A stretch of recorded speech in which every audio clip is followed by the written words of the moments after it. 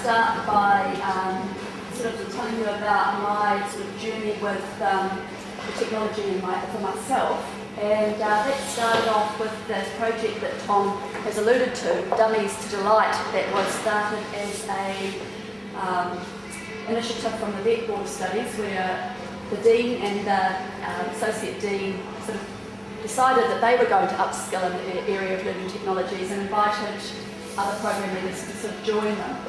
So we made it a community practice and kind of got started with learning the technology ourselves. And I'll just show you my blog. So this was my blog when we started, getting to know how to use my palm and blogging and bringing students on board with starting off their blogs, talking about how frustration it was to start with as a novice, getting everything working but having to be kind of consistent in my efforts and having some great success, and then learning to do photos with Flickr, and finally coming to our little symposium presentation where we presented to the Board of Studies, it was at the Learning Symposium last year, about what we learnt. So that was my first sort of step along this process. So once I learnt to use the technology, I then sort of moved on to being able to work with students. So last year we trialled that, and we brought those things together and had a go. Now Tom helped us along the way in this. We had some sessions with him and set up a Moodle site.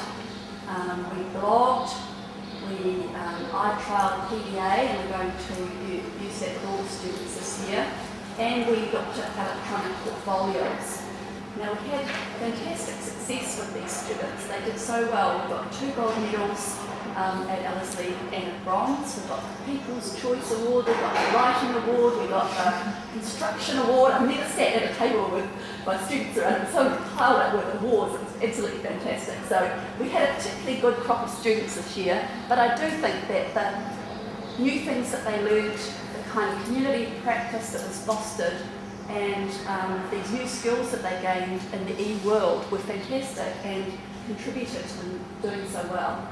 So we hope that that will continue this year in our success for Ellerslie Flower Show, and I'm going to keep learning too. I just firstly wanted to acknowledge Tom and say thanks for doing this and bringing this together, and having Tom as a resource at Unitech is actually fantastic. I've often called Tom up when I'm in the middle of trying to sort something out, and the response has been fantastic. And then really just thinking about what, for us as designers and training young designers, what is real world learning? And real world learning involves, as has been said this morning, working with lots of people at different levels, working with clients, working in studio groups.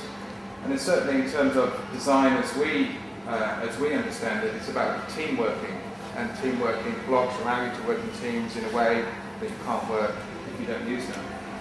We see the use of blogs and so on as really the ability to stay in touch, and in a kind of multi-lane highway rather than in a single kind of useful street. So it's something which has allowed, it's something that's allowed the staff to engage with the students at a level that doesn't happen in the studio, and that doesn't happen if we are just sending them announcements and emails and so on via the Blackboard interface. In terms of our profession, I think it's absolutely vital that we do this, and I'm really looking forward to sitting down with Nick and Martin and seeing about how we can embed this into the program rather than it just at the moment being in one particular year of the program. And we can get the students in the first year, the students in the second year, and the students in the third year. We can get them all interfacing with each other's blogs. I started using blogs with students last year after hearing from Karen Haynes, also in School of Language, had been using them. And I kind of experimented with them in one semester where it wasn't embedded in the course, it wasn't assessed, and it was successful for lots of different reasons. And then basically for our students, if sort of writings in non-native speakers, obviously writing in English is quite important for developing their language skills. But if their writing isn't assessed, they're not going to write generally, basically. So the only way really to get it going was to make it part of an assessment. And in many of our courses we have reading, writing, listening portfolios where students read and write stuff and report back on it. But it's all in the past it's all been very teacher-student focused. They've not had a wider audience other than the teacher, and that's always been something that we've wanted to provide students with, is a wider audience. So when blogs came along, it was kind of like, well, perhaps this could answer that problem, solve that problem. So we made the reading and writing portfolio part of their assessed course, and it carries 20% of the overall marks.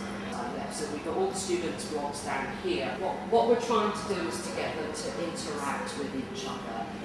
And although this takes them to each other's blogs, it doesn't actually tell them when new content has been added.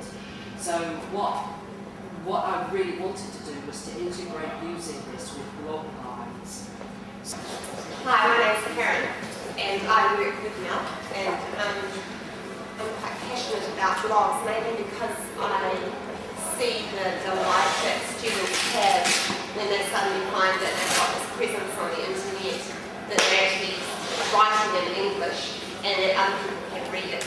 And I've got lots of stories I can tell, but I'm actually meant to be talking about wikis. And so, for me, it's coming up, wikis actually comes from a Hawaiian word which is wiki, which means quick.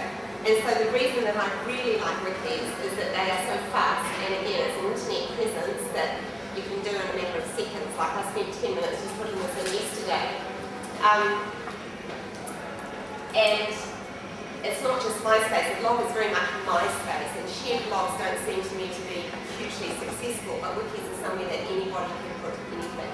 Yes, the software that I use is Wikispaces, and I find that really successful. I haven't experimented with very many others, but Wikispaces seems to be very popular, whether that's just in the English language discipline, I don't know. And I've put three main areas that I use it for. I use it for information, connecting, and educating. Okay. I've been doing a little bit of work with blogs, but in a slightly different way.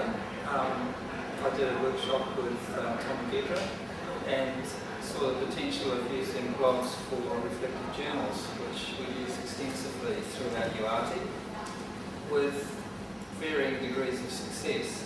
And I just saw this as using the blog as a very good way of supporting the process of writing reflective journals as much as a repository for them. And Campbell, who joins me today, Campbell Thatcher, had a group of students who were willing to give it a go. And it was a bit of a risk for them because their reflective logs were accessible. But I could see that in order to do a legitimate trial, there needed to be some compulsion for the students to do it, so they had to be sort of involved in that. So Campbell agreed to the students. Campbell first of all showed an interest, talked to his students, which was an interior decor and a subject called decoratology. And the other big advantage of it was that there were just 4 students, so we were able to work closely with them, especially setting it up. And WordPress allows the students to design their own page, so there's their own look about it.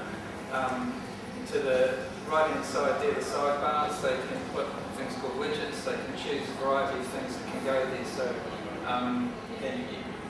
many of them used a calendar, put a calendar in there, and then there are other bits and pieces, other links.